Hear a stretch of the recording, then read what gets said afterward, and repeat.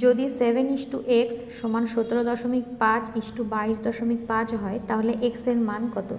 এই অনুপাতটাকে আমি ডাইরেক্ট ভগ্নাংশের আকারে লিখছি, মানে 7/x সমান 17.5/22.5। এবার আমি দশমিক বিন্দু তুলে দেব।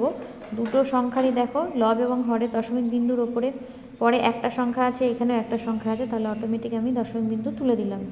যদি একটা বা যদি কোনো একটাতে দুটো সংখ্যা থাকতো তাহলে আমি নিচেরটাতে একটা শূন্য দিয়ে ব্যালেন্স করে নিয়ে সমান করে নিতাম, দশমিকের পর অঙ্ক সমান করে নিতাম। এবার দেখো 5 দিয়ে কাটাকাটি করতে পারবো, 45 হবে। 5 দিয়ে এটাকে যদি কাটাকাটি করি 35 হবে। আবার আমি 5 দিয়ে কাটবো, 5 নং 45, 5 7 35। তাহলে আমি এবার যদি গুণ করি, দেখো 7x সমান 7 × 9, তাহলে x সমান 7 × 9। এই 7টা নিচে আসবে, 7 7 কেটে যাবে।